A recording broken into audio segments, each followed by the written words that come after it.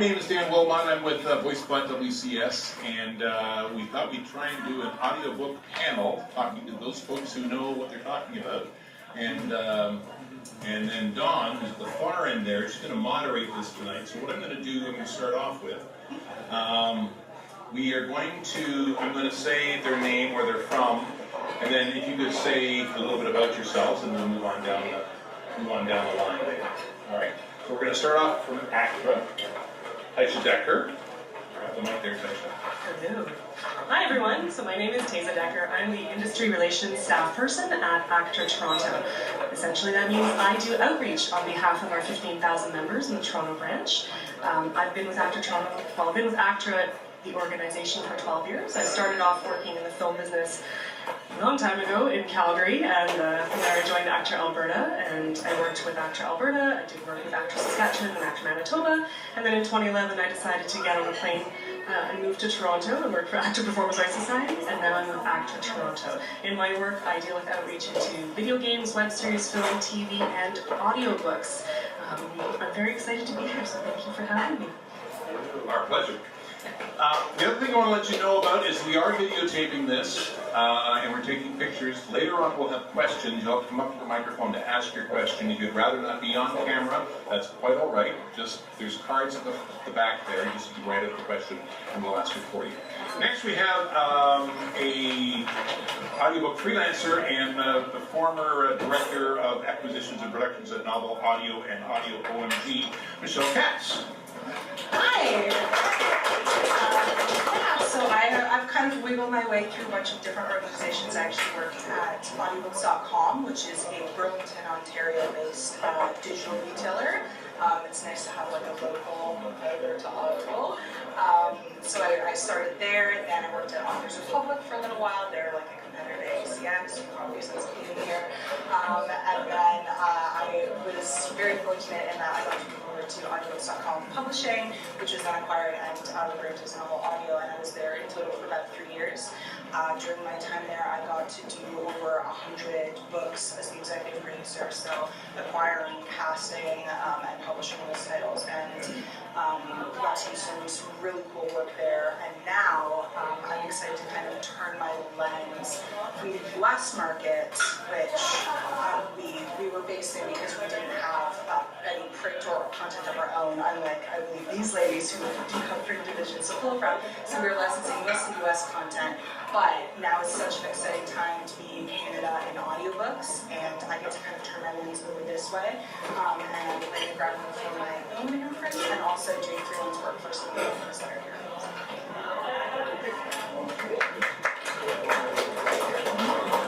And next we have Crystal Sigma, Managing Editor at Coach House Books. Hi there, I'm with Coach House Books, which is a very small publisher based out of Toronto. I'm managing editor, which means that I work in the editorial and production side. So I have a lot on my plate, but one of those things is audiobooks. And I'm still fairly new to the audiobook program that we have here at Coach House, so I'll try and pitch in my thoughts as much as I can, but there are a lot more experienced people right next to me, and yeah, happy to be here.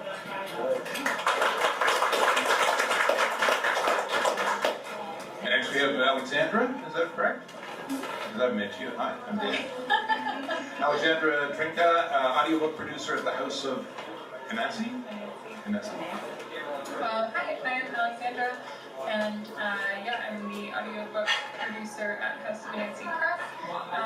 I moved over from the editorial department where I was originally working, and then last summer we launched our audiobook program, and Jessica actually helped us do that from ECW, and we kind of collaborated on a few titles, and now we're moving forward with more titles, so I'm the audiobook department of one at that house, and we've done about just upwards of 30 books in the past year, but we're looking to do more.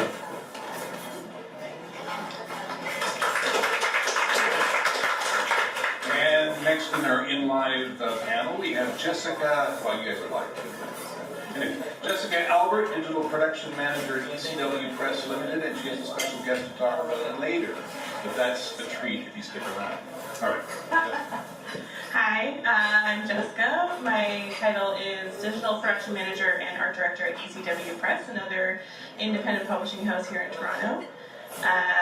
In 2016, ECW Press sort of spearheaded a program to broaden Canadian indies publishing footprint in the audio industry. It's been dominated by very large players up to this point. And as an independent house, our role has mostly been to sell our audio rights, so we decided, what if we could make audiobooks ourselves, along with other independent publishers, these two guys here. So we launched a project to record 100 books, which we're still working on. We're almost at the end of that project, and I was the project manager on the working with other houses like House of Anansi and Coach House, and also the producer for our books that we did for ECW.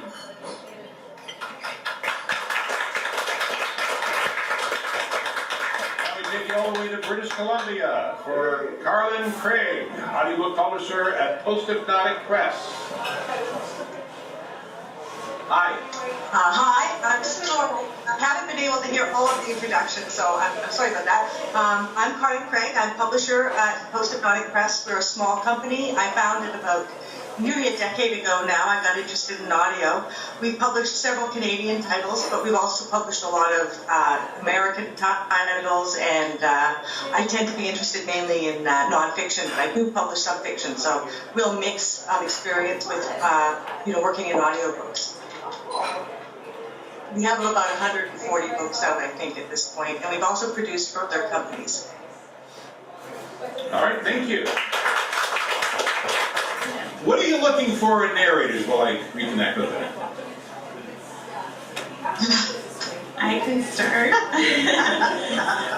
In general, most projects start with identifying the number of narrators that we need, I would say. So some projects we want 2 voices, we need a male and female narrator. Occasionally we've had more than 2, but it's often either 1 or 2.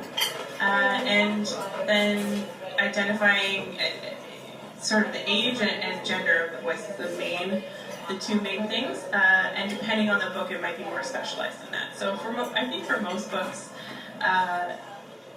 it doesn't need to be more specialized than that. We're more interested in people who have great auditions and who have great samples. But we also look at a lot of different things. So if there's accents in the book, people who are native speakers in the language that the accent is spoken in usually do a much better job. Or people who just have that listed at all as one of their skills. And what kind of books they've done in the past, so some of the main criteria.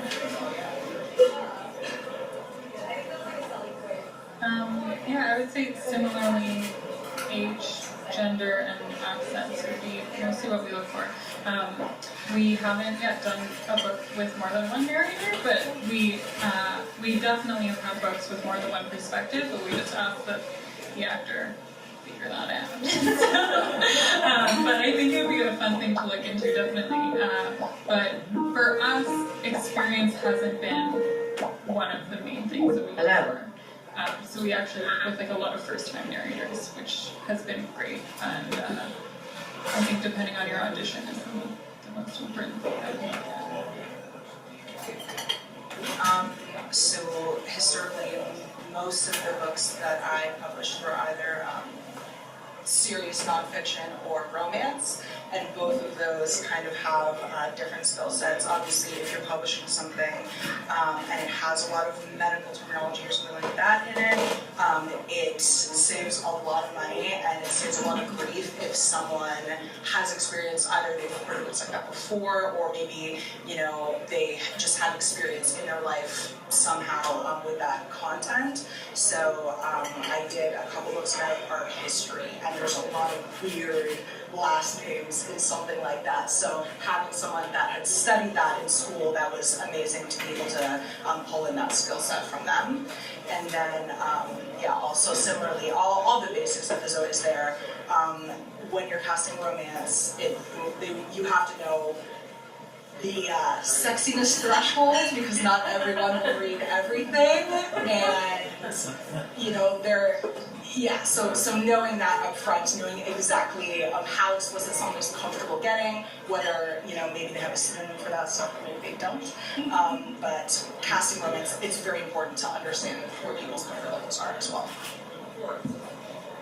I would say at Coach House we publish, we're recording literary fiction and nonfiction.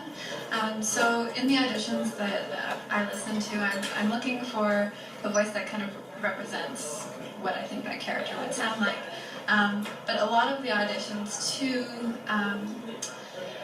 for the more literary works, there are a lot of children's books auditions that I listen to as well, just to and kind of try to anticipate how a narrator would interpret a more literary work. But the literary auditions that I hear often kind of end up sounding a little too literary. So I'm trying to find a voice that has a bit more fluidity and kind of realism, because when the if a book is quite literary, I still want it to be easy to listen to. I still want it to hold the listener's attention. And some, if you go to a literary reading, you're listening in small chunks, and that can be fine. But if it's like a whole book, it can kind of drone a little bit. So I'm looking for more personality than you might expect in a literary audition. So what I'm looking for in a narrator is the perfect voice in my head or in the reader's head. I want it to be that experience that you get immersed and you don't realize that you're listening out while you're... And so I always think of it that way, that perfect voice in your own head when you're reading. You're trying to find that.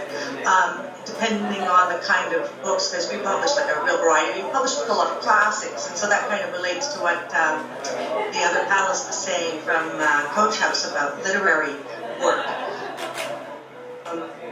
When I'm thinking of that, again, I'm still looking for the right voice. For instance, myself personally, and the other thing you need to realize too about casting is audiobooks are extremely subjective.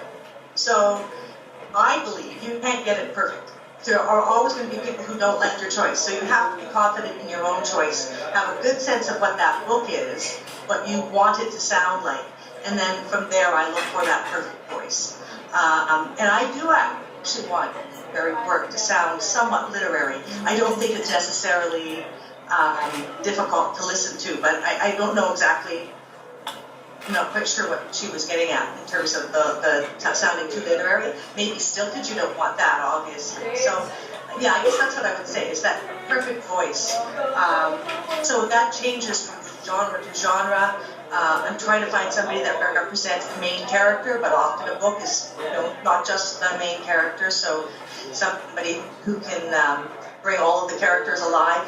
If you're looking at nonfiction, it's really important that they understand what they're reading. So often people think they can get away with just sort of hitting a few words in a sentence. If you don't understand what you're saying, the listener's not going to understand either. So that's really important when I'm looking at narration for nonfiction. My name's Dawn Harvey. I've been doing audiobooks for, I started training in audiobooks in 2007 and did my first one in 2011-ish. I have done all my work, although I live in Calgary and I'm Canadian. All of my work has been done in the United States from my home. All of my work has been done from my home studio, and usually with American clients. And I've done a lot of training with pretty much everybody all across North America, and I've been very deeply involved in this industry for quite a few years. And I will continue doing that in the future. So, assuming we're audio-visually okay, I'm going to just start now sort of with my beginning questions that I had. So we've already got one, I'll probably get it later, and we'll just skip over it then. But the first question that I had was, how much time do you spend researching new talent, and where do you look? And have you ever just stumbled onto somebody new and then just taken a leap of faith and given them a try? So whoever would like to go first. Sure, I'll start. It's Jessica, in case you can't see us. So I would say it depends on the project. If the project is more specialized, I spend a lot more time researching the narrator. And sometimes if it is very specialized, I will spend no time because I will hire a casting agent to do that for me. Because it's just, some books have very particular needs. But a lot of times it's fairly straightforward. I might email all the agents that are in my sort of network and say I'm looking for this specific thing if I don't feel like I already have a sample that would account for that.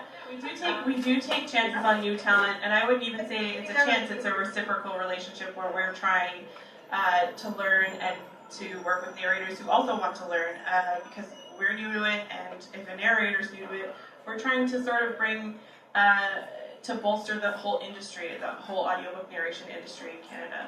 That was the purpose of the project. It was half of it was for us, so that we could learn and get titles produced that maybe wouldn't have been picked up, purchased when Audible and Recording and those kind of people are purchasing rights. So smaller titles that maybe the bigger guys wouldn't take a chance on. We wanted the chance to produce those, but we also wanted the chance to give books to narrators in Canada who wanted to read them. So the whole thesis of the project is to work with new talent, and that's what we did for the most part.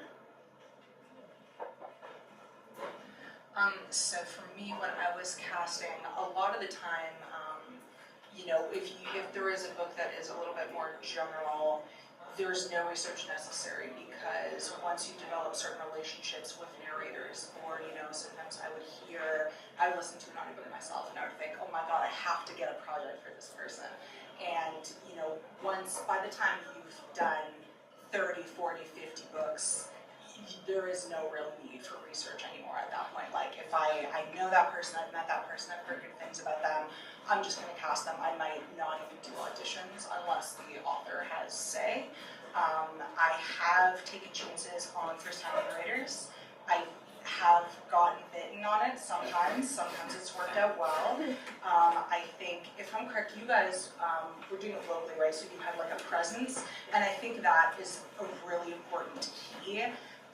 If you have never done a book before and someone is hiring you remotely, that's a tough sell. Whereas if you're there and you know, maybe even have a director in there who can kind of shape the performance, I think that makes your odds of success way, way better, which is clearly your experience.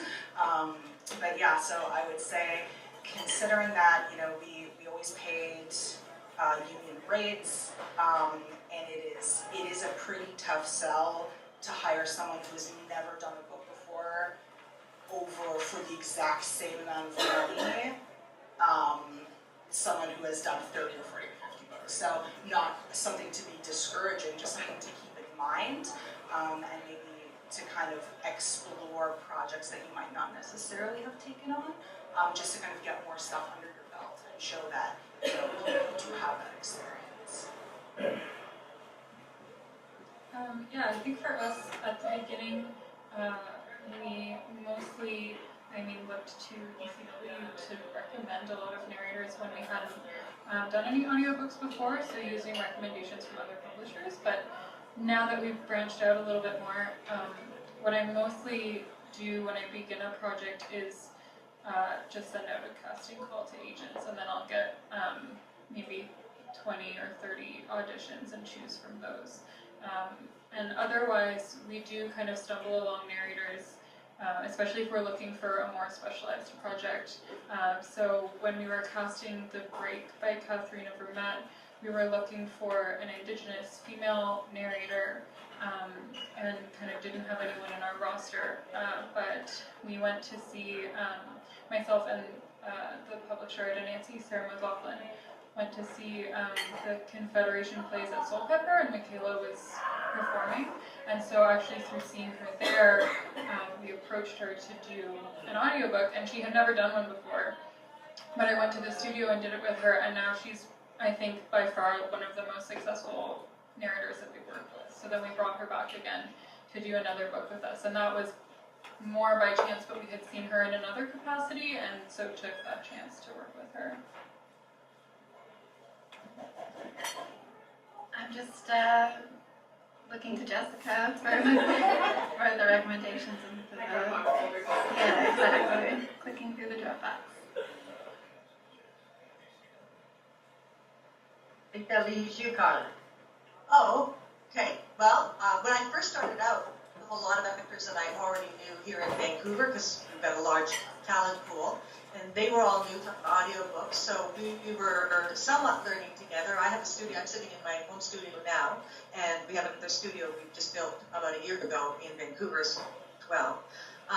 So I started that, but I also started making connections with people that I liked. So I listened to a lot of audiobooks, and so I would get in touch with a narrator I liked and say, hey, would you like to do this? And so I've worked with people like Simon Vance, was one of the first narrators I reached out to, and he's very well known in the industry. I've worked with him several times. People like Heather Henderson and other narrators like that.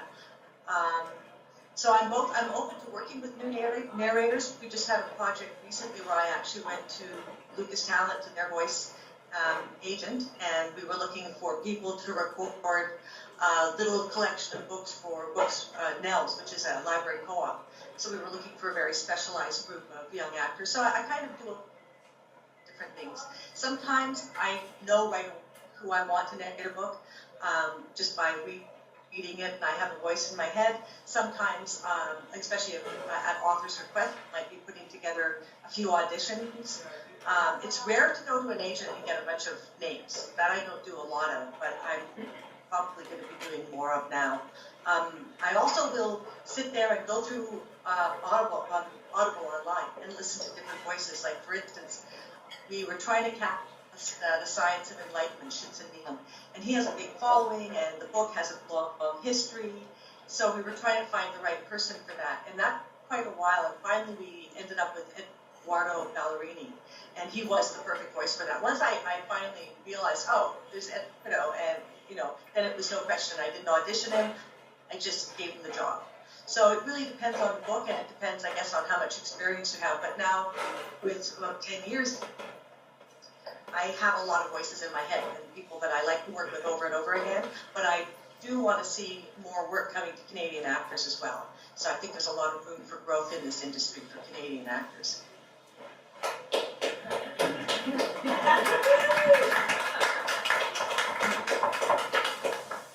Okay.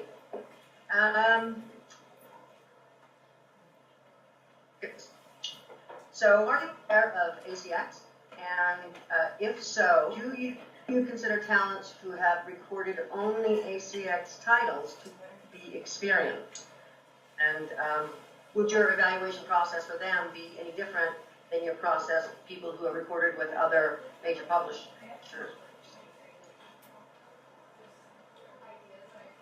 I am aware of ACX. Smaller. Okay, good. I am aware of ACX, but I've never used a narrator that was sourced from ACX. But I wouldn't discount doing so.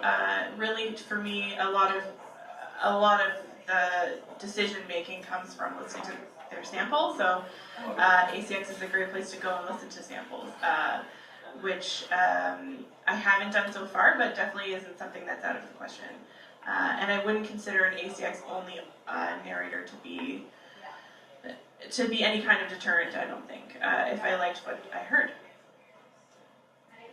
Yeah, I agree. I think ACX opening up in Canada is one of the best things that could possibly happen for our production industry, because the volume of work that exists there is so massive.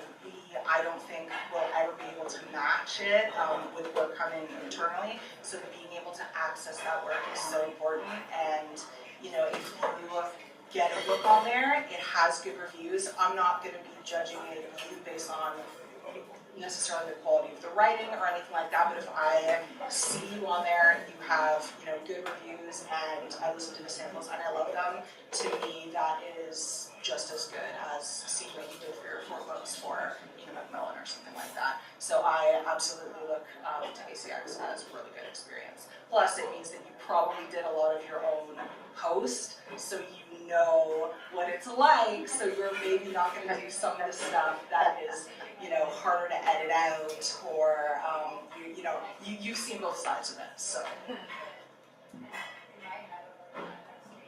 Yeah, I think likewise, I haven't sourced Gary just from ACX, but I would treat it the same as like listening to an audition or a voice demo, and really just what it comes down to, finding that voice and whether or not it speaks to you and has the right qualities. So I think it's a good resource to.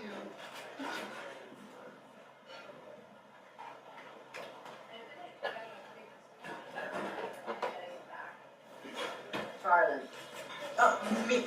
Okay. Anything to Yeah. add, Farland? I have no prejudice against the ACX at all. A lot of people who work through there are also working with other publishers. You have to start somewhere. I agree with what Michelle said about people using the ACX having a lot of initiative and experience that's quite valuable to us as publishers. And indeed, I know some Vancouver actors who are wanting to go get work through the ACX and come to us for post-production. And so there's also that kind of stuff out there. We're happy to do post-production for people working through the ACX who maybe, they just want to do the narration and then have somebody else take it to the end stages. And so I think that there's room there for us as well as publishers and producers to assist people working through the ACX. But yeah, I have no prejudice against them at all. I think it's great that it's opened up in Canada. Basically, I second what Michelle had. Okay. Are there any genres that you find it's difficult to cast? So is there such a thing as a shortage of appropriate narrators for any specific genre? Definitely. I would say sci-fi and fantasy is probably the hardest for me to cast. I haven't done any romance, but I bet you have stuff to say about that. Yeah, just any book where there's words that are not from any language. There's no expert in that other than the author, or if it's a series, maybe someone who's really into the series. So I think you really have to thoroughly vet people who are going to be recording a fantasy world or a sci-fi book for you, and just make sure that they have all the resources they need to understand the world that they're going to paint for their listener. And the nice thing about fantasy and sci-fi is that the authors tend to be very super into their world and know every single facet and have thought of every pronunciation and have entire languages in their head, so they're great resources. And if you can hook the narrator up with the author so that they can figure out together what accents should sound like and what words should sound like, it helps, but it does burden the narrator with a lot more prep work than just a regular fiction book.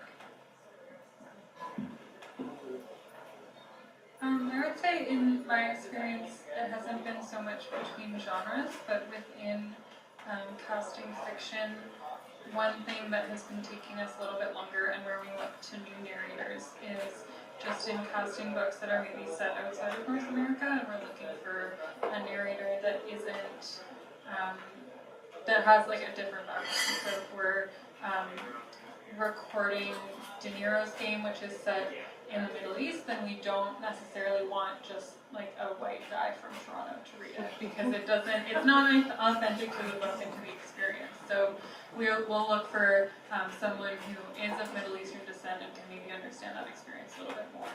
And that has been one area where I think diversity plays into it, so just not having a wide range of different voices that we can call on, but I would say that that's been one of the most beneficial things to using actors who haven't done narration for the first time is that we have a wider net and we can also give more people opportunities and then they become really successful. And I think it does mean working more in studio and preparing more for the books, but that it pays off at the end.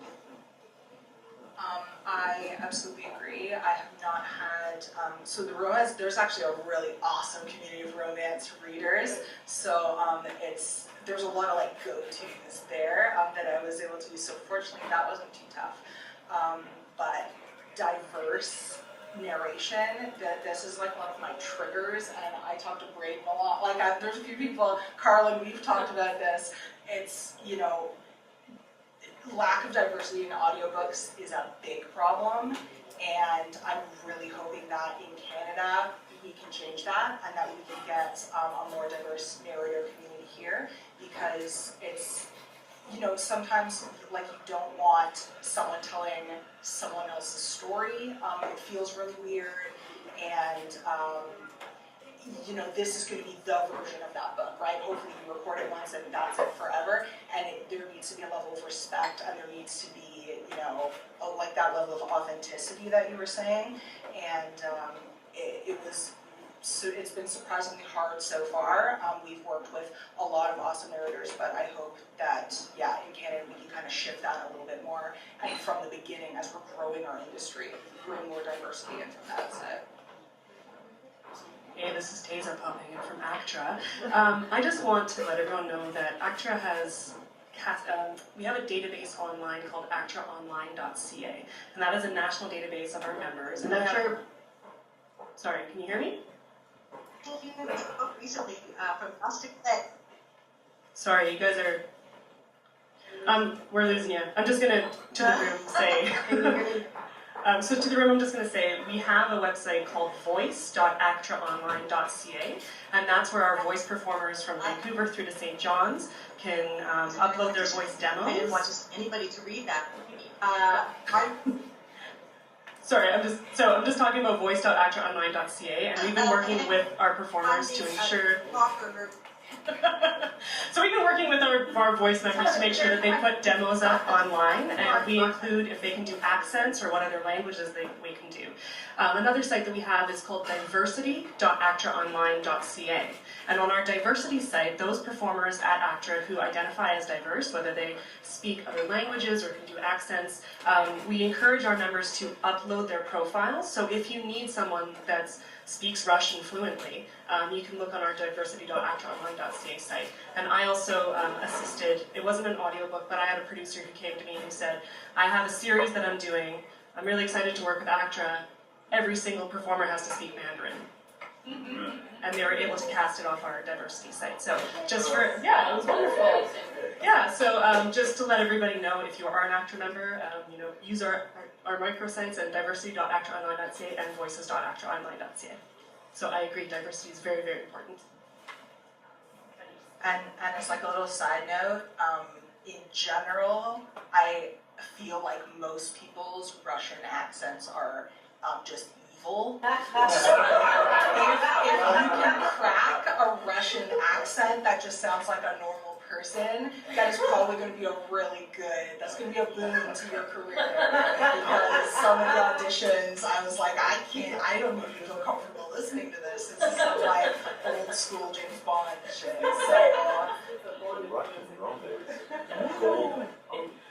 So, diversity, though, we have to go back to the issues of speaking other languages is a big one, but you run into books where the researcher is really going to come into play, because we published one years ago called Mark for Dead, and it took place in 5 different countries with a whole bunch of different geographical and persons' names that had to be researched really carefully to get it all correct. So those are the kinds of challenges you run into more maybe in fiction as well, but certainly a lot in nonfiction. There's the vocabulary, place names, those types of things. Somebody else mentioned finding somebody with some background that can help you out is great, but you don't always find that. Math books, sometimes you're recording a math book and you have to figure out how to say formulas that, so again, that's mostly about research. Finding somebody that has some background is often really useful to make that research go a little quicker. Or like with the book that we did with you, Michelle, The Inconvenient Indian, where you had a lot of First Nations words that had to be researched and pronounced correctly. And I was just going to say, for me, it's been nonfiction as well. So names, like historical details. We publish very small books called Exploded Views. And it's a series of nonfiction titles about like very short, kind of extra long essays, basically on one specific subject. So the authors who write them are super knowledgeable, and the books are easy to read, but not that easy when it comes like to be read out loud. And we want it to seem easy for the people reading it, because we want these Exploded Views books to seem very accessible to anyone. Well, and it could also, I want to make a point here, because it can also be one of the joys of audiobooks. One of the reasons I got into audiobooks years and years ago was listening to The Adventure of English, which takes you from the Frisian to modern English. And you just don't get as much out of that book if you're reading it as you do when listening, because you can hear the ancient, the Roman and Latin and ancient German, Middle German, etc. It makes a huge difference, and so that done well is one of the joys of audiobooks. On anecdotally, I would be like proofing something, and I would listen, and I'd be like, that is not how you pronounce that. Big circle on that word. And then I look it up later, I'm like, that is how you pronounce that for 30 years. So it's a very good learning experience. But that's a good point, because if you are reading nonfiction and it's a specialist subject and you have a specialist listening to it and they hear that word pronounced incorrectly, like it's gonna yell into their ear if they hear a word that they know is not supposed to be pronounced that way.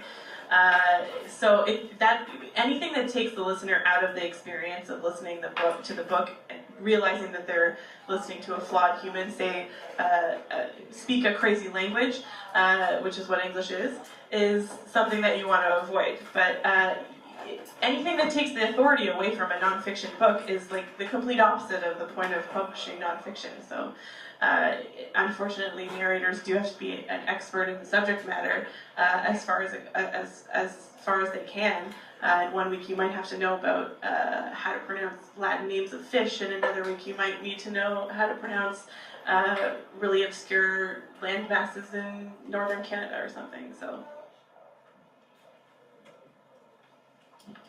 But I would give a general point of advice that there should be limits on that, and don't be afraid to request support for additional money if it's crazy, because sometimes it's insane. Like the book that Carlin did for us, we actually brought in a pronunciation expert in Indigenous languages, because there was not many of them. Other books we haven't, there's always a line at which, and just, don't be afraid to ask, because sometimes the books can be crazy, and it should be the author stepping up, or the publisher stepping up, or a professional researcher stepping up.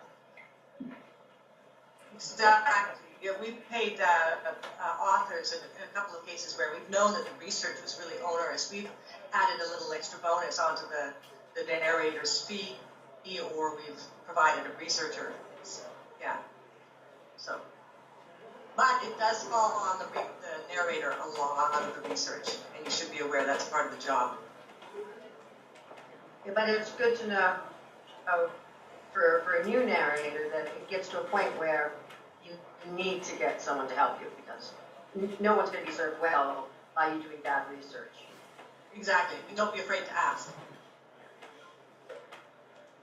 Okay, so this is kind of a little segue, but we sort of went there, and so I think I'll just stay there. So when you talk about, trying to find a specific type of person who has a specific type of experience or something for a book, my mind immediately goes to databases. And what do you have in-house to help you find those things? That you had narrators fill out, that they worked as an accountant for 20 years, or their father was a doctor, or any specialized knowledge they have. Do you have a way to find those things within your companies? So after being in it for a few years, we would have people email every week saying like, hey, this is who I am, here's a link to my bio, and here's some books that I've done, and occasionally they would have helpful bits of information like, yeah, I was previously an accountant, or I was previously a nurse, or something like that. And we would intake those, listen to them. Sometimes we would pull from there. A lot of times we would just kind of go straight to casting calls. Sometimes we might reach out to someone that we had spoken to before and say, we're doing this project, we'd love you to get in on it. But ultimately, like, it all kind of comes down to technology, and if I can jump onto Dion Audio's website and go through their very nice UI and click through people in the exact age demographic with the language competencies that I want and play their samples, sometimes the convenience, that plays a factor too. So the people that have emailed us multiple times saying like, hey, remember me? I just did a few more books. Those people definitely would kind of stick out, when we're looking through our Excel sheets and stuff like that and seeing, who do we possibly have in our pocket that we could pull out for this project. Yeah, we definitely keep details about projects that we've worked with the narrator on, and there any sort of tags that we can we could sort them by to search for this person could do a Quebecois accent, or this person is a person of color, or something like that.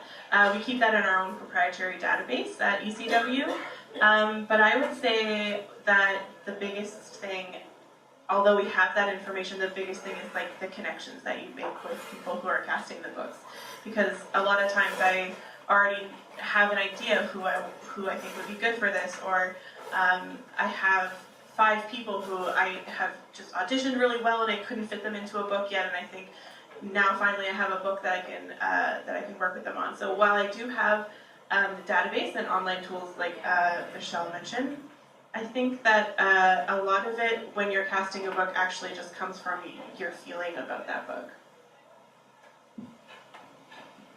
Yeah, I agree. I think that there's a big difference between how large your production company is or your production team. So if you're doing like a huge volume of books, then I think having a database to pull from is important. And I think it's definitely something that we're building at Anansi as we do more and more titles. But for now, it has been just the fact that I've met each narrator that we've worked with and worked with them in the studio, so I know them quite well and can then judge what I think they would be a good fit for, and that's what it's really come down to. So, for example, with Michaela, who read The Break, we then invited her back to do Seven Fallen Feathers by Tanya Talaga, which was another case in which research was really important, and putting that preparation time in, because it is nonfiction and it's about an Indigenous community in Thunder Bay in which 7 students died while being in high school and away from their families. And so obviously in those cases, like getting the bare minimum of their names pronounced correctly, and we don't always know right away, but their names and the names of their family members and their community, and having sure that all those things are going to be right. And I knew from working with Michaela on The Break that she was going to put that effort in and care enough about the book to do that. So even if I was sourcing someone else who has the right credentials, I don't necessarily know that they're going to be as dedicated and attached to the subject matter to really put in the time.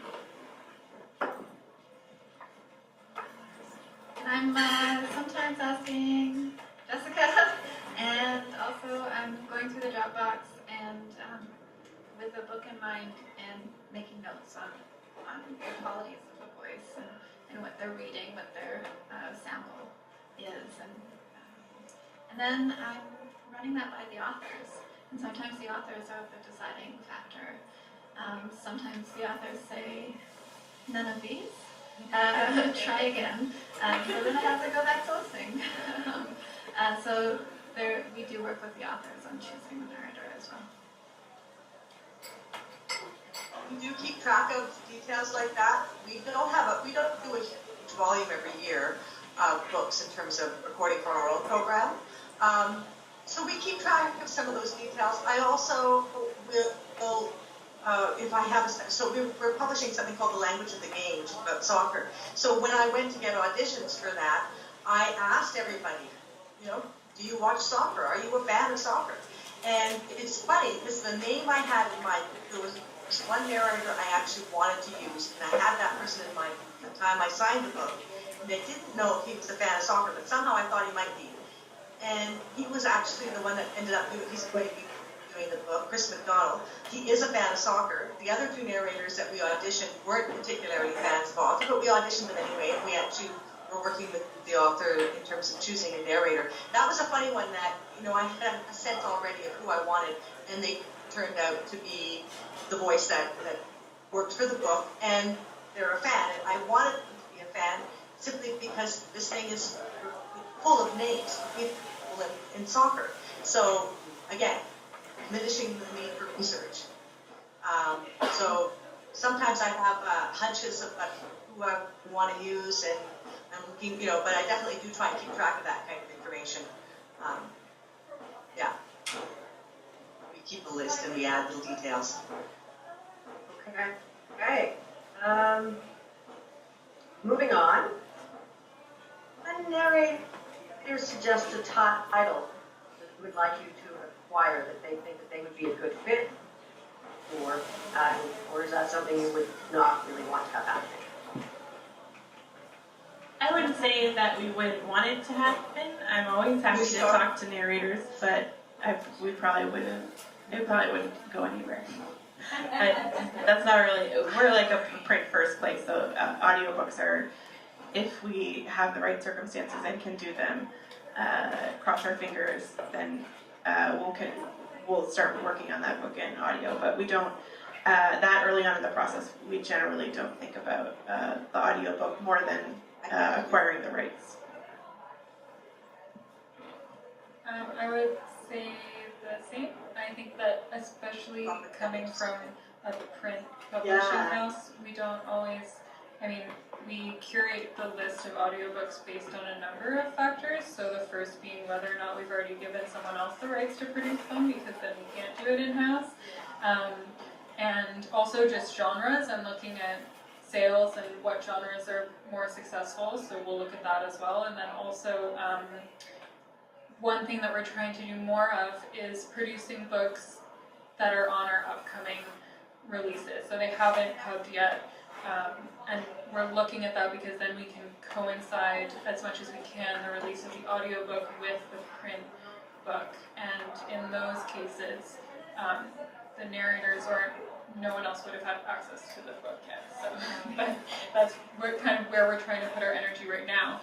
Although looking at our backlist and seeing which books we do have the rights for and can be made into audio is definitely a good idea too. Yeah, we're a small house, so print first, and then the books, the audio. As someone that exclusively licenses rights, I have to say, I feel like I'm talking about money a lot tonight, and I'm sorry, it's like an ugly topic. Don't apologize. But the economics of which books you do in audio are very, very important. And if you're a huge house and you have the budget to do passion projects that come into it, and you know that they're not going to make the money back, then that's amazing. But for I think most people in the publishing industry do need to be able to look at that book and know that it will at least earn itself out. And unfortunately, a lot of the books that are really close to people's hearts, or books that people really care about, just won't happen. So that's my downer news. Well, I want to talk about this because I have a whole group of books in my catalog which are wish list books. Narrators have come to me and they've wanted to record that book all their life. But some of those have been very successful. Like we've got Betty McDonald, Egg and I wouldn't have recorded that had Heather McDonald. I asked her, what book would you record for nothing if you could? Because you love that book. And she came up with The Egg and I by Betty McDonald. And that, it's not selling like some of our written bestsellers, but it's selling respectively. And it's a great book, and it was a project that we were all really excited about. We ended up actually recording all of Betty McDonald's memoirs, and they will earn enough that it has made it worthwhile to do them. And it's been incredibly satisfying artistically and as publishers and narrators. And I guess maybe it's partly my age too. There's value in doing stuff that's actually good for the soul and good for your heart. But we've actually published several books like that, and I look at the numbers. I don't just publish anything. I'll tell you, no, that's not going to make enough money. We can't do it. But if there's a possibility that that book can make enough money, I'm very interested in those projects. I find them very rewarding.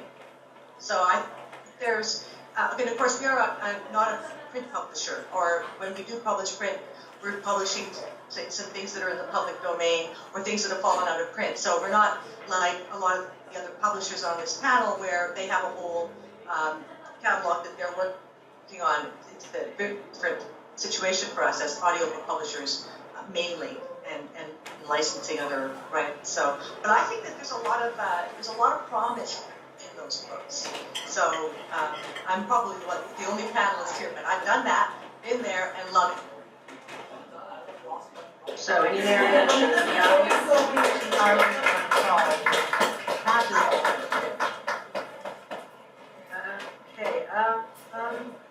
so talking about diversity again, do you have any statistics regarding the numbers of narrators that you're hiring on a gender basis, or if we have narrators, are you colorable for books where it's not really important to the book what the background of the narrator is racially or religiously? And do you have any numbers, stats on sort of breakdowns on that stuff? There seems a sense, I think, in the industry that certain books are done more by men than women, like business books, for example. Do you see any of that in the work that you've done? So I do not have numbers, but it's something that I'm actually working on because I think it is really important that we have numbers to paint a picture. I don't know if you guys know of The Ripped Bodice. They're a romance-only bookstore, and they published this amazing report about diversity in romance across authors. And I think the methodology for that could be really interesting when applied to audiobooks, because there are, some books that I listen to. I'm so excited to read the book, and I'm just like, I'm very, very surprised at the choice. It really should not have been read by, again, like Carlin said, it is very subjective, but, I do believe in own voices, and literally own voices in this case. So without having the numbers, I won't speculate on it, but not great. That's the sort of summary of that one. So I'll let you guys. Well, I don't have any numbers, but we don't have that many books that are audio yet, under 10.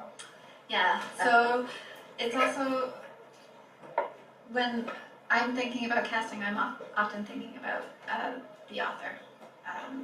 Unless, of course, that's for nonfiction, and then often fiction, the main character is kind of maybe a slightly disguised author, or or someone else, and I'll look beyond that. But I'm often thinking about the author and what their their general group. So. Yeah, I think it's similar for us in that we have around 30 titles, so I don't have statistics, but one thing I would say is that in terms of kind of narrator identity and voice identity, especially around the conversation that's happening right now about voicing your own experiences and not, uptaking the story of someone else, and especially in literary circles. I would say, just as a cautionary note, that just because audiobooks are being read and there isn't a face on the screen doesn't mean that those same issues don't apply and that you want to think about them. So I don't necessarily want to cast a narrator who's non-Indigenous to voice an Indigenous story, even if their face isn't on the screen. So that's something that I think, as we think more and more about that, hopefully the diversity will increase, and that's already happening, but And to add to that, I would say we would almost rather not do the book than have the wrong person voice it. If we couldn't find an appropriate actor to speak that role, we would rather just not do it. I don't have a chart for you or anything, but I would say gender-wise, our books are split pretty evenly between men and women. But maybe slightly, and by like 2% more men. But I think that's unusual. I think there are more books read by men. And ethnicity-wise and identity-wise, we definitely just, if the book has no stake in any of that, then we do hire blind. We have no reason not to hire a person of color. Even our nonfiction, we do tend to go, as Crystal said, with if the narrator's a male, we'll hire probably a male, but it depends on the book. A lot of times we've hired, not a lot of times, but we have hired women to narrate books written by men that were nonfiction, and vice versa. But yeah, if there's no sort of racial stake in the book, then we would interview and audition anyone that's appropriate for the role. Yeah, I think it's important to not have dissonance, but outside of that, yeah, like if there's no stake, just opening it up and just colorblind casting, I think is really important and needs to be more prevalent. I would like to see, there's a lot of books, because more audiobooks over the course of 30 or 40 years that we've been making audiobooks, not we, most of not in press, but I'd like to see, there are a lot of great books out there that I'd like to see women read. For instance, we recorded Anne Richardson narrating what's his name there? Oh no, I'm blanking. Purple Wolf of Riders of the Purple Sage. There we go. I couldn't remember the name. Riders of the Purple Sage, Zane Grey, published in 1910, 1913. All about a woman, and there were, I think, 6 or 7 recordings out there, all men. So there are a whole lot of books like that out there that I'd like to see be recorded by women that have been recorded by men, and many of them, and yet the central characters are actually women. And maybe some women should take on some books that are only about men and record those too, just to even it up a bit. That brings me to another question that has come up into my early training, which was that we North Americans cannot voice like old Charles Dickens or the Bronte sisters because they need to be done by British voices. How do you feel about that? Yes. I agree. What can the narrator do, and a great job of narrating, to help you out and make your jobs easier? I think that prep work is essential. A lot of first-time narrators don't know the kind of prep work that they need to do, and we try to help them to do that. So I learned that the hard way, just casting books and getting to the studio and assuming that the narrator had read the book beforehand, at the very least, and they had not. So yeah, step 1, read the book you're about to read out loud for several hours. That was very early on. We learned that lesson quickly. But aside from simply reading the book, there is a lot of prep work. You have to make notes on your copy of the book so that you, as you're going, you see your own flags and annotations in a way that makes sense to you is something that is actually a skill, I think. So that you see this note in the general area of the page while you're trying to read actual words, and you can see this shape in the corner, and then you know what that means and what that means for your performance. You can inset your pronunciations into the text in a way that you don't have to stop before read your little note and then you continue on. So just just prep work, and it is the number one thing. If we do our part and you do your part in the prep beforehand, before we get to the studio, the book's going to be 10 times better. Yeah, I think definitely reading the book and doing the prep and moving. One thing that we're doing more and more is suggesting that narrators, if they have access, I mean, I know everyone or most people want to read from a physical book, but reading from a PDF can be super helpful, because if you do that, you can go through and annotate on the PDF and then read from the PDF in the studio.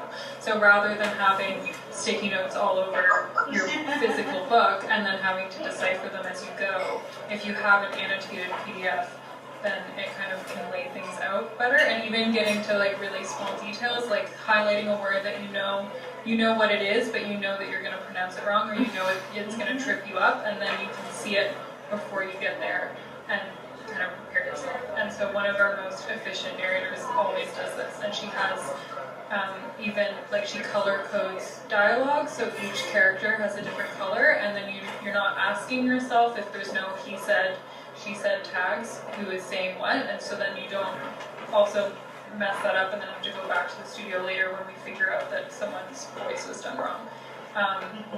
And then the only other thing I would say is we do put narrators and authors in touch before we record, so if I do that and I ask you to speak to an author, then please take advantage.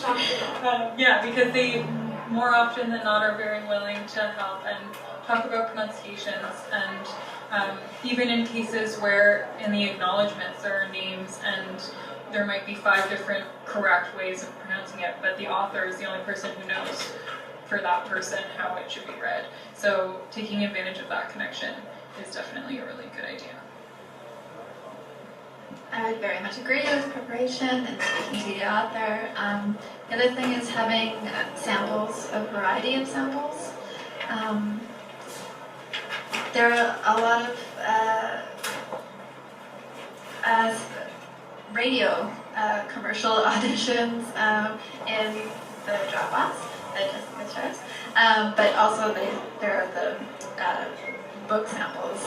But there's this instinct that I had to move past to like shut off a radio audition very quickly, because you're not used to, when you're listening to the radio, you're used to turning that out or tuning that out or tuning it off, just because it's commercials. That's what it usually means.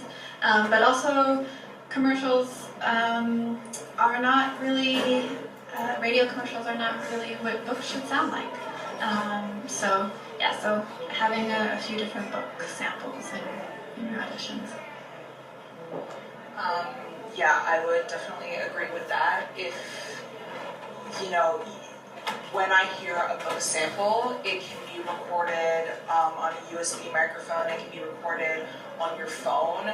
If I'm, gonna hire you to do this book that is like special enough to us that we acquired it, take the 15 minutes to just do an audiobook sample. I have never hired from a radio sample, and they're also very different, right? Because in radio you're competing, you have this person for 30 seconds and you need to sell them on a product or do whatever, and that would never ever fly in an audiobook, and I need to hear how you approach it in the different contexts. So absolutely having an audiobook specific demo is like mandatory for me personally.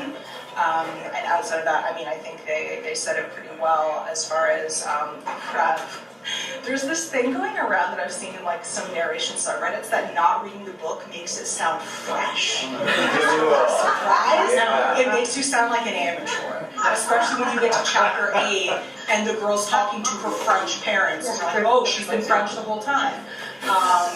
So definitely doing the prep, and also just like be, basic stuff like be very communicative. If you get sick, like that's a professionalism thing.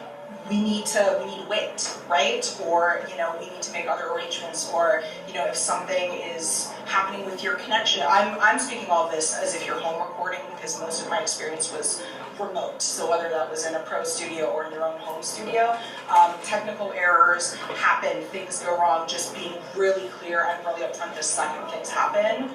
We want to work hard, so we're gonna roll with it. But when I find out, like, hey, where's this book? It was due on Thursday, and it's Tuesday, and I haven't even heard from this person. That's when it starts to get, that's when it's a problem. So pretty basic stuff, I think. I would say one great prep thing that you can do, which actually Braden taught me, thank you Braden, is that if you are recording fiction and there's a number of voices in the book, record a sample of each major character and how you feel you want to portray them, and then send that to the producer, send that to the author, and then we can tell you before we record an 11-hour book if that is an appropriate rendition of what we think their voice is like. And I could talk about dialogue all day and how I want dialogue to flow and how much characterization I want in different voices. But having a sample of each major character is a real professional thing that really adds a lot. It takes a lot of the stress away from knowing, so that we know that you're going to do a great job. I'll just say one last small thing, which should sound pretty basic, but you might not think of it, is just listen to an audiobook. And especially if you can, one that's been produced by the house or the company that you're working for, because then you can get a sense of what they're looking for. And some basic things before you do an audition, like some things that don't come across as well is if you're reading really quickly through it or way too slowly, and that can be solved really easily by just getting a sense of the pacing and how theatrical you should be and the tone, and a lot of that can come across just by listening to a few like samples, not even like a full book. Okay, I wanted to comment, going back to somebody was saying that a lot of actors want to prep the book, a physical book. I was kind of surprised by that. We haven't used books ever, only iPads and PDFs, please. If you're not doing that, get an iPad and get PDFs, please. It's crazy to be trying to do it with a book. Nobody sits in the studio with a book. If you if you have it on your own iPad, you can bring it into the studio with you with your notes on it. I love the ideas. A lot of our narrators use the color coding. The bank of character voices is a great idea, not just for the prep work with the publisher and checking those voices, but to have them handy. Because say character X shows up in chapter 1 and then doesn't show up again until chapter 15, you have that little bank of character voice. You can go back and remind yourself what was the character voice that was doing for that character. So that kind of prep really makes everybody's life easier. But definitely don't be using a book. You're going to, I don't know. I mean, I don't know who would do that anymore. I was surprised by that. Charge your iPad. What else? Anything we can do to make your life easier, other than not reading from a paper book? Well, who would do that? It would be cute. Authors love to read from the physical copy. Yeah, well, that's right. George Gatsby, he wanted to go into the studio with his book, and I was like, no, you're going to put it on a PDF. They'll have the PDF and the iPad there when you get to the studio. So, yeah. Authors do want to do that, but nobody reads from a book that I know of. So, and nobody preps from a book either. All the actors I work with have, we give them a copy of the PDF, and that's what they're working with. Whether it's an audition or prepping to do the book, nobody uses the physical book unless you cannot get a copy in a PDF. That's the only occasion where we might use a physical book. There's been a little bit of talk about the audition process from some of you, but if maybe just each one of you could go through sort of your standard casting process. You did a book, now what do you do? So the standard process, I actually have two ways of doing it. One is when I listen to samples only online, or I'll just listen to a digital sample, and the other way is an in-person audition.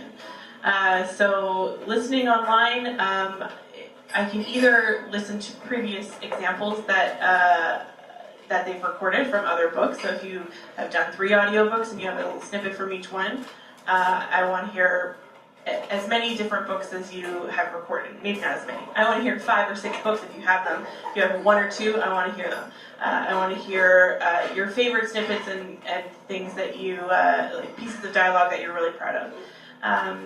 Or I will send you a part of the book that we're casting 2 pages or so and ask you to record that for me and send it to me.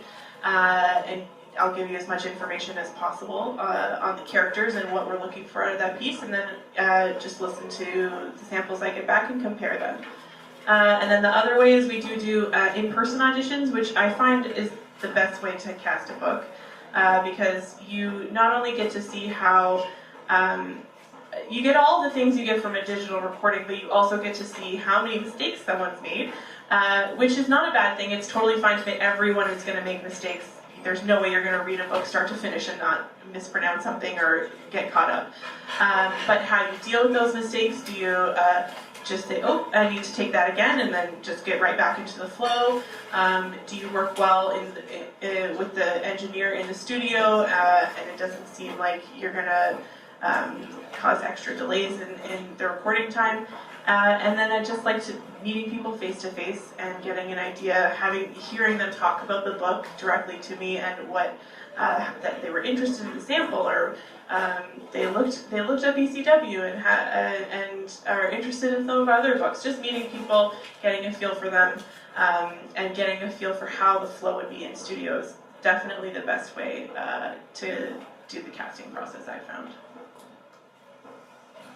For Nancy, the way we've been doing it is after we decide which titles we'll do, I'll talk to the rest of the editorial team just to talk about what kind of voice we're looking for. And then I'll take that information and do a casting call, which has been mostly the way that we do it if we don't look to one of the narrators that we've used previously. And I think more so we'll be looking to databases such as the ACTRA database, because we haven't been looking into that as much, but it'll also save us time. And then, so I will send an excerpt out to agents and then get them to send me auditions.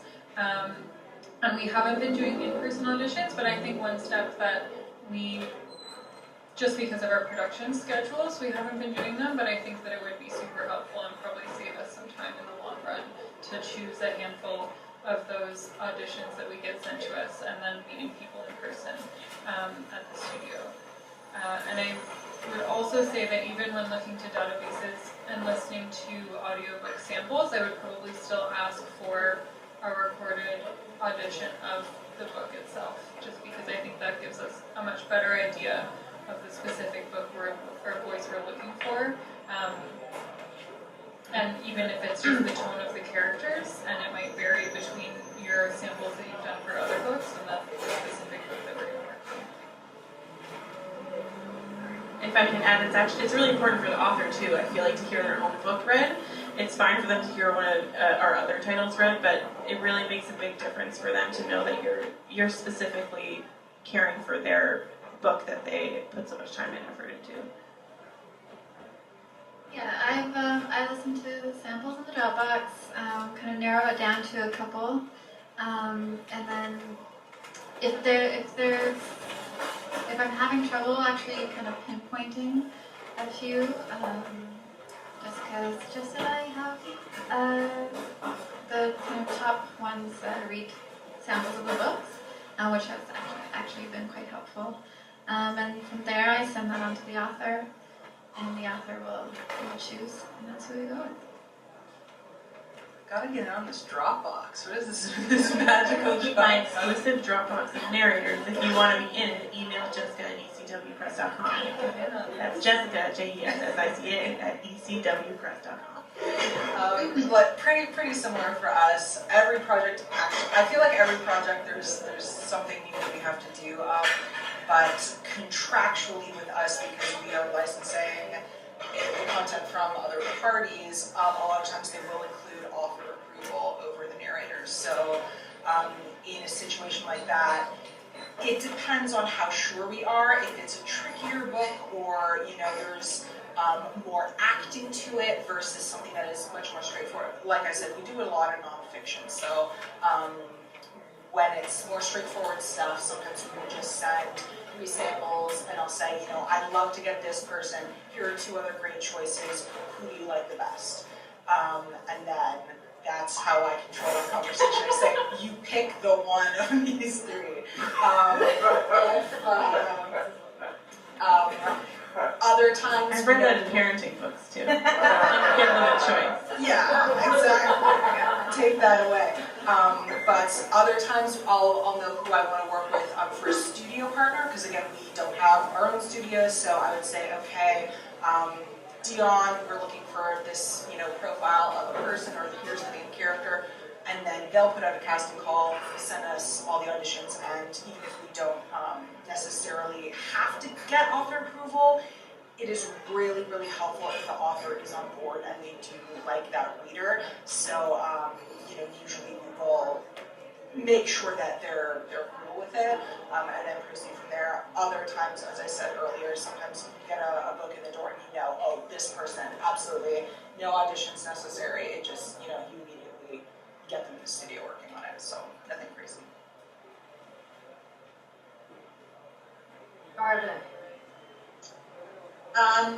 Well, we sometimes have author approval to deal with. We don't do a lot of author approval, but when we do, we'll put together 3 or 4 auditions. I do the same thing Michelle does. I have 3 or 4 actors I already have in mind for the book. I'll have them put together an audition, reading from the book, and let the author vet. But other than that, I mean, I've been an audiobook fan. I guess I discovered them about a decade ago, and whenever I get into something, I get into it. So I listen to tons of audiobooks every year. I produce my own, but then I listen to, I don't know, upwards of 50 to 60 books easily a year that aren't produced by me, fiction and nonfiction. So I have a big bang of people I've heard in my head. When I'm looking for Canadian actors, I know a lot of people in the business because my husband was in it for a long time and I've been in it, so I might be looking at people I know often, but I'm open to new auditions, and when I'm looking for those, similar process everyone else has used. I'll call up an agent, or I'll call up Deb and Deanne or somebody else. You know, do you have somebody in mind? Or here's the book, can you make some suggestions? I'll get some auditions in. Most of the time, I'm the one vetting them. From time to time, like I said, we have author approval. That makes it easy for me because I don't have to choose, especially if I have 2 or 3 auditions where I'm having trouble choosing. But so similar process to what everyone else is using. But for us, for me anyway, a lot of times I have a strong idea of the voice I'm looking for. So I know it as soon as I hear it. You know what I mean? Just want to ask one quick question, Dan, that everyone can answer and very quickly, and then you can go to those questions. If a narrator wants to work with you, what should they do and where should they send? Did you get my email address last time? You can email me if you are interested in, I get it all the time, and I'm happy to receive them. Especially email me if you have a sample for me to listen to. It's great to know that you're narrating, but if I don't know what you sound like because you're emailing me, then that doesn't help. But yeah, just send me an email. Don't email me every day, but it's fine to follow up, and I'm happy to let you know what kind of projects we're working on. So. I think the same thing. Usually I do casting calls, but if you have a sample, then I will listen to it. So I have cards also I can give you, and my email is alex@nancy.ca. Email Jessica. You can reach me at maudiobooks@gmail.com. M as in Mary, K as in kangaroo, audiobooks@gmail.com. For any publishers interested in working with actor-performers, you can reach me at tdecker@actortoronto.com. That's TDEKKER@actortoronto.com. I also have business service. Arlene? Oh. You can email me. My email, I'm afraid, is really, really long. But if you email record at our business name, posthypnoticpress.com, we're always happy to receive emails. Obviously, attach a sample. That's good to know. And also let us know about your recording situation, because while we have studios here in Vancouver, we, like Michelle, we work with a lot of people who have their own voice setup. And for Canadian actors who are interested in getting into this, yeah, it's great to come try and get some work through the publishers, but the real work is having your own studio. So it's important to start looking into that. If you're really interested in narrating, most of us want you to have your own studio. It just makes life so much easier and self-record. So that's something that you should probably, if you really want to do this, you should be looking into, or even, I don't know, if you want to figure out some sharing circumstances. I know a lot of American narrators who either have their own setup or who share. It's they're a little close by, so a couple of different narrators will share a booth. Just an idea, but that's something you should look into. Huge advantage if you have that. Yeah, huge. I only have about 30 more questions, so next one. Excellent. Then questions So we're going to do questions now. What I'd like you to do is come up here to the microphone if you want to have a question. We have one sent from the audience already. How does a union actor break into the voiceover audiobook industry when the majority of the work tends to be non-union? Do they have to rely on agents to find them auditions and or work? So what's really interesting is that a number of years ago, when we began audiobook outreach at Actor Toronto, what we heard was no one was doing them in Canada. That was it. Industry stakeholders we spoke to said, when the odd Canadian audiobook pops up on Casting Workbook, no one bothers with it because it's low paid, and it wasn't something that was happening in our jurisdiction to the best of our knowledge.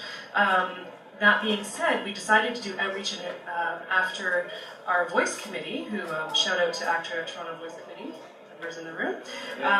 One of our members had done some training in the United States, and she came back and said, listen, audiobooks are going to be a growth industry, we need to get in now.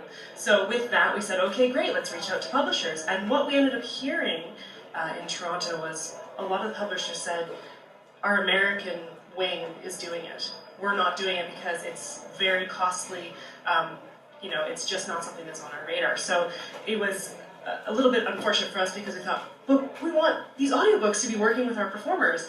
And thankfully, through outreach, we ended up working with the independent Canadian publishers who came to us and said, we have these 100 audiobooks, we want to work with you. And that sort of snowballed and got us going into, yes, we want to work with publishers in Canada who are small and independent, and we also want to work with publishers who are larger. What we have been encouraging our union members to do is get a demo. Please, please, please make an audiobook demo. Even if you don't have the, the investment in making your own studio yet, as the panelists have been saying, something is better than nothing, right? Everyone has a phone or a laptop, just read into it, and hearing that, a 15-minute audition is a good thing to hear long, that's really, really wonderful information. So as a performer, know that audiobooks are a different type of performance. As we heard from the publishers when we started this whole production of these 100 books, it's great if you have experience as a commercial voiceover performer, but again, 30 seconds is a much different type of performance. Animation is a different type of performance. Video games are a different type of performance. So you as a performer, if you're wanting to work in audiobooks, listen to audiobooks and read them. And create demos. And as a union member, please put your demo up on voice.actoronline.ca. What's very exciting for us is this is an emerging industry. It's skyrocketed in our jurisdiction. In 2016, according to our database, we had 5 audiobooks done in our branch. In 2017, we had 79. That is a huge increase, right? So that's various publishers in Toronto, Ontario, working with our performers. And audiobooks are getting to be the kind of cool thing now. I found out from Dawn, actually, June is Audiobook Month, which is fantastic. So you're seeing a lot of, ads for it, and people are listening to audiobooks. People don't have as much time anymore, so people really are wanting to listen. So as a union performer, invest in that type of performance, do the professional development, get your demo going, let your voice agent know, hey, audiobooks are something that I want to work on. These fantastic publishers have been amazing. They've given you all their email addresses. So I really think as union talent, just know that your union is behind you. We support this type of work, and we want to be working with more and more publishers all the time. Again, we are very, very happy about the explosion in this type of production, and we want to make sure our members are represented. And to get that work, you have to do your demos and just start doing it. I hope that answers the question. And know too that this is new for us. I don't know where to find you guys just as much as you don't know where to find me. So it's been a huge learning experience, and I don't know what the answer to that is, but maybe it's an actor website that voice.actoronline.ca. voice.actor.online.ca. But yeah, it's been hard for us to find you guys as well. So any way you can reach out to us is not like out of the norm, because there is not a norm yet. So if you're emailing, cold calling people, I think that's fine, because we want to hear from you. Sorry, Michelle mentioned ACX to me. I should speak up about this. Canadian narrators can now work on ACX, and have been able to do so for about a year. They weren't able to do so before then, which was very disappointing to find out when we said, oh, yeah, we work with our people. My phone took over because somebody was trying to call me. So as a Canadian Union actor member, you can put yourself up on ACX. If you have questions about what that contracting looks like, come talk to me. Come in and have a meeting with us, and we'll explain that to you, because it's very boring to talk about a Friday night pub event. So yeah, just know that. And generally, I would just say discoverability is going to be one of the biggest challenges that Canadian actors have. In the U.S., some of these studios have lists of 2,000 actors, right? And it's like that. We're building that now. So it's places like, whether it's voices.actor.ca, am I advocating for Voice.actor.online. Okay, never mind. Sorry. Hopefully you guys got it right. But whether it's things like that, or it's internal rosters, discoverability is a really it's a big challenge. And there are so many actors out there, skilled, talented people that want to do the work. Now we need to talk to each other. So yeah, everything that everyone said. More questions?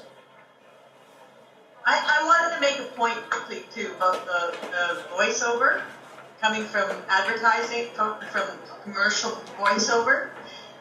One of the things that there are people who work on that, they learn to speak very quickly in a sing-song way, and that often they'll bring that skill to nonfiction, and that goes back to my point earlier. You cannot read a book in a sing-song manner and expect anybody to listen to it. It's not going to happen.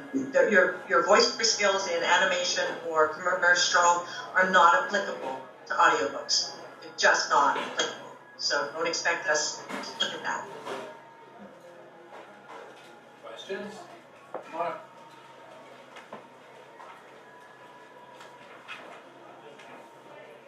For somebody trying to break into the industry, how important is it to have an agent or a representation when you like work on your own environment? If you want to work with indie publishers, I think it's definitely helpful to have an agent. And 6 months ago, I would have said, well, that's how I get actors. You need an agent. But I think if you are branching out into those tools we talked about, ACX, and cold calling independent publishers, reading all you can about what's happening in audiobooks in Canada, and just looking for the names there and looking those people up. That's how I found a lot of our narrators who just they read a piece about the ECW project, they read my boss's name, or they read my name, and then they looked us up online and got in contact with us. So you can definitely do it without an agent, and you can get in contact with people that you need to. But I mean, there's only so many books that I could give to all narrators in Canada. So it's still reaching out to independent publishers is great. But I think that it's going to be a small portion of your the amount of books you're going to be able to do. Yeah, I would recommend trying to find an agent. I know it's difficult when you're starting off in the business because it's, it can be difficult to get your foot in the door. However, by having an agent, you're going to find out about more work opportunities than you would as an independent. You can still be an independent performer, you can still go after that work, but again, the volume is just going to be a little bit different than if you have an agent who is out there and looking for work for you. For anyone that's looking for an agent, I recommend going to www.actratoronto.com. We actually list all the talent agents in Ontario that work in our jurisdiction, and everyone on our website has signed the Entertainment Industry Coalition Code of Conduct, which means that they've agreed to good business practices, and we also indicate who on the list of agents is a member of the Talent Agent and Management Association of Canada, TAMAC, which is the professional organization that represents agents. So that information is available on our website. We don't say go with agent X versus agent Y, but we put that up there for performers who are starting out, because it can be really hard to compile that information on your own in a way that is trustworthy. So actortoronto.com is a good place to look. If I could add to that discussion, having been in this business for quite a number of years on the US side, which is a very mature industry in how they do things, they do not use agents at all. The agents are not, well, you go straight to the publishers. It's the publishing industry, not the entertainment industry. Most of the publishers, the major ones, have contracts with the union, and if you get hired to do a book with them, you will qualify for the union. You can choose not to, but you will still get paid union rates. You just won't get the extra 12%. The other thing is, if you're not union, and you're really young, and you're really new, and you're really green, narrators live on Facebook. It's their water cooler because, as Carlin said, they all work from home studios. They're by themselves all day in a box. And so Facebook is their friend. So go to Facebook and look up any sort of group that has audio books in it or narrators or any of the crowd. Audiobook crowd is, you don't need to have any experience to join audiobook crowd. There's professional audiobook narrators. There's a lot. Not only will you get a lot of information on there about what do the publishers want there, what do they want on their demos. They have very specific, you send them a commercial or any other kind of demo, they'll throw it away. They're not looking at it. They have very specific guidelines for each one of those companies as to what they're looking for in a demo. Many of them have that information on their websites. And the other thing is with ACX, again, if you're not union, you can be looking at doing royalty share projects. If you're union, it's a different thing. But you can also find your own authors and bring them to the table. If you have a home studio, you can do your own production of authors. And many creators in the United States are generating their own. They're not waiting for someone to call them for an audition. And that's the opportunity that's out there for us all over the planet. We're not constricted. So I just wanted to mention that. Yeah, I think I probably work with agents on 10% of the projects that I've cast, and many of that was because it was an author and they were a person of note. So, everything had to go through their agents. But for, a simple straightforward casting, just anecdotally, usually I would just reach out to the person directly because they had reached out to me directly. Yeah, I think I've used an agent like a couple of times in 10 years. Any other questions? Yeah. What percentage of work is being done in studio versus by home studio? What percentage of work is being done in studio versus at home studio?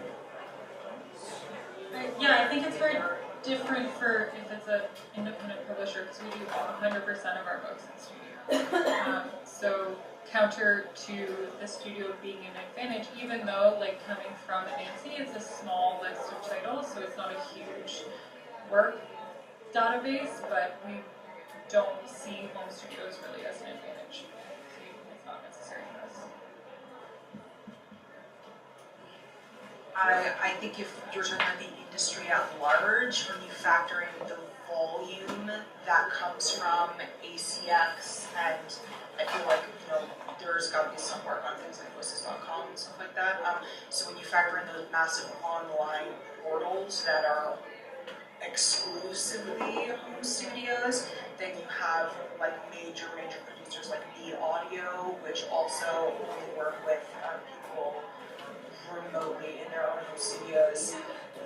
I don't know, Carlin, what do you, I feel like it might be 50-50. Home studios, more than 50%. I would say it's probably more like 70% is home studios. Because even think about people like Simon Vance or Peter Burkhoff, or a lot of really well-known Johnny Heller. The really well-known narrators who get tons of work. I mean, those guys are booked up generally a couple of months in advance. They all work out of their home studios too. So I would say that it's probably percent. Maybe Audible's got enough for studios in New Jersey and a couple of. Oh, I'm hearing an echo. Anyway, so there's a few of larger studios that might be bringing actors in, but even Audible has people recording out of their home studios as well. So I think the home studio part of the business is the larger business. It's huge, 70%, maybe more. I don't have a specific figure, but it's way more than 50. And even Audible, I did several books for Audible, all from my home studio. So even though I have studios, a large of their books are done in home studios. Yeah. Recorded books. They record tons of books with home studios. Camp Forest now belongs to recorded books. I think most of the books they recorded were out of people's home studios. And their program was about 125 books a month when they recorded BookSpot. Great. Would you speak to Think down this copy. romance and that genre in terms of, do you guys do any of it? Or is that just big houses? Or how is that handled? Is it pseudonyms? How's that going with you guys? Yeah, I mean, I feel like romance might not be on the list of what you guys are publishing. Yeah. So I can talk a little bit. In February 2018, Novel Audio launched an Handbreak called Audio MG, and I have to say, romance is an awesome place to be a narrator because that is one of the few places where the listeners show up and they actually want to engage with you.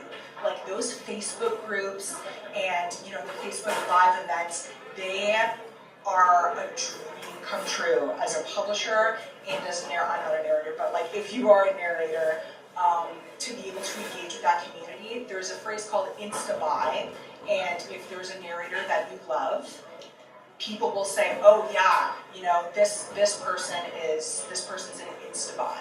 And as a publisher, if you see on the internet that this person's name is an insta-buy, you book that person, right? Like it's, and the volume, if you can get a great relationship with a writer, a lot of the hottest stuff in romance, obviously there are huge publishers for Harlequin, there's, all the big five publishers have at least one or several immigrants doing romance, but the indie romance scene is so passionate and so prolific that if you can sort of form a relationship, a lot of people will associate specific narrators with specific authors. They love the way, and sometimes the series, they're like 7, 8, 10, 12 books. That's a lot of work. And these are situations, you're not going to have the prep, you're not going to be sitting there with a dictionary or YouTube open saying, how do you pronounce this Russian word?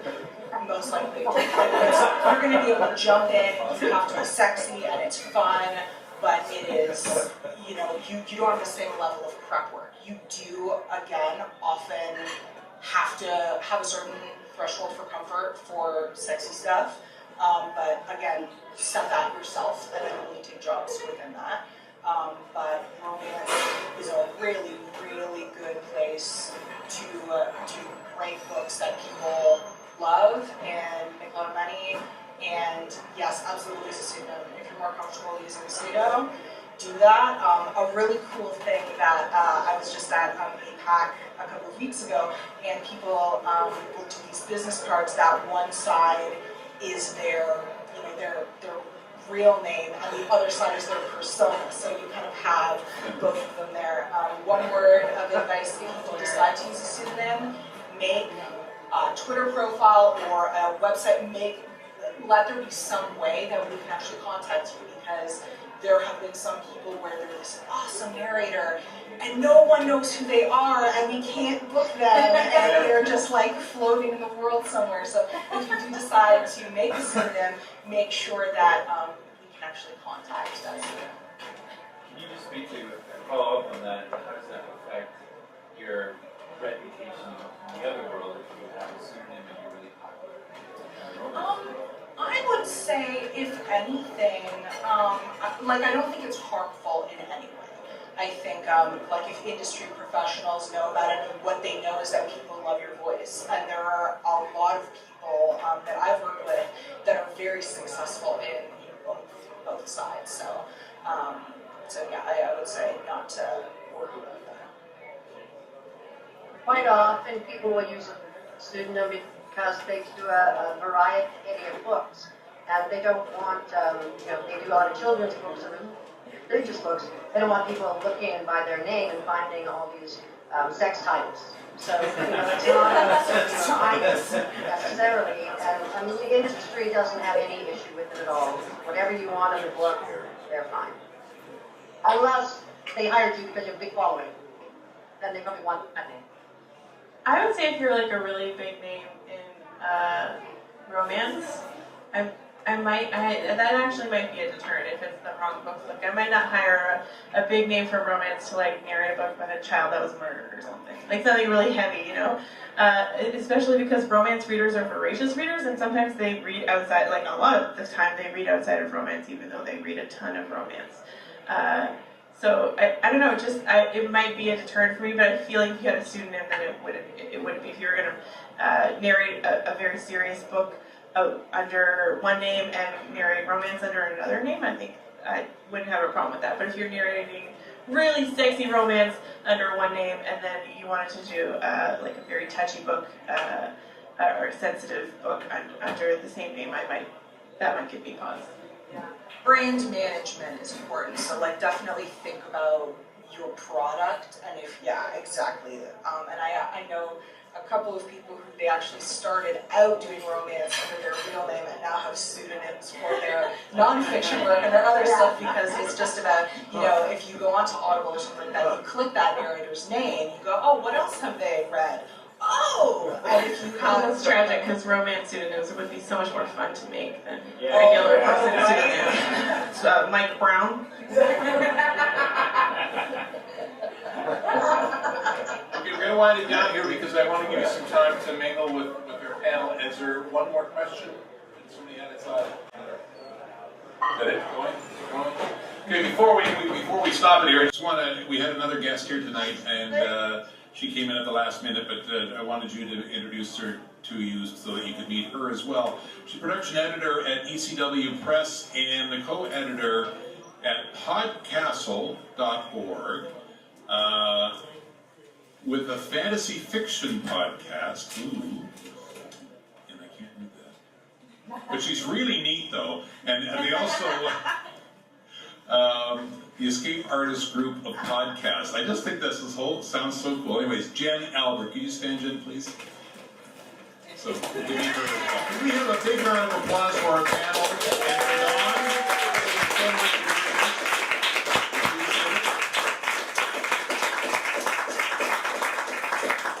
And Don and Carlin, you don't have to stick around for the meet and greet if you don't want to.